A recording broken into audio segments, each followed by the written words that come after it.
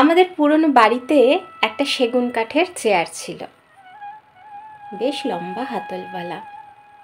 পিঠে ঠেস দেবার জায়গায় 4টে বড় পাটি, বসার জায়গাটাও অনেক বড়। বাবা ওই চেয়ারে বসতেন, বসে খবরের কাগজ পড়তেন, ডায়েরি লিখতেন, হিসেব লিখতেন। বন্ধুরা কেউ এলে ওই চেয়ারে বসে গল্প করতেন। ওই চেয়ারে সকালে বিকালে বাবা চা খেতেন। বর্ষার দিনে ওই চেয়ারে পা তুলে বসে মুড়ি তেলে ভাজাও খেতেন। নতুন ফ্ল্যাটে উঠে এসেছি এখন, তার কোনো ঘরেই চেয়ারটা ঠিক মতো রাখা যাচ্ছিল না। নতুন সব আসবাবের মধ্যে চেয়ারটা অসম্ভব বেমানান, কিন্তু বাবার মতোই বাবার ওই চেয়ারটা আমার ভীষণ প্রিয়। ওটা ফেলে দেওয়া বা বিক্রি করে দেব কোনোটাই ভাবতে পারি না। চেয়ারটা দেখলেই বাবার কথা মনে পড়ে। বাবা চেয়ারটায় বসে মহাভারত পড়তেন, গীতা পড়তেন, রবীন্দ্রনাথ পড়তেন। চেয়ারটার গায়ে হাত রাখলেই আমার এখনো মহাভারত, গীতা, রবীন্দ্রনাথ কানের মধ্যে বেজে ওঠে। তবু সেই চেয়ারটাকে রাখতে পারলাম না।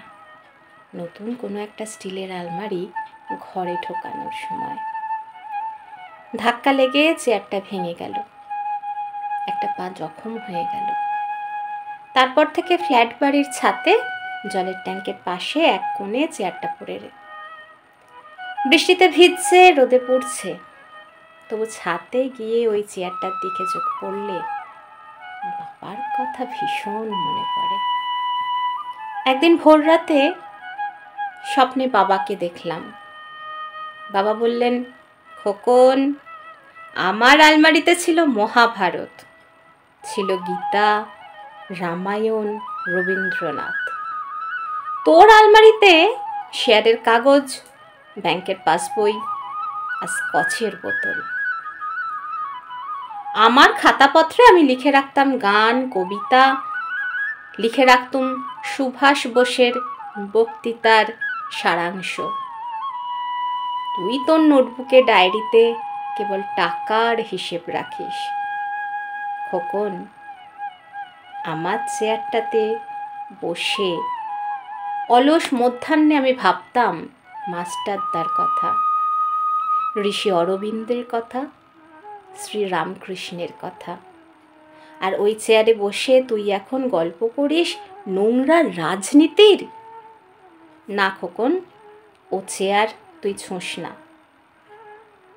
হ্যাঁ খোকন, তুই ও চেয়ারের যোগ্য নয়। ঘুম যখন আচমকা ভেঙে গেল, দৌড়ে ছাতে গেলাম। দেখলাম চেয়ারটা আপনিই ভেঙে গেছে, পড়ে আছে একলা ছাতে।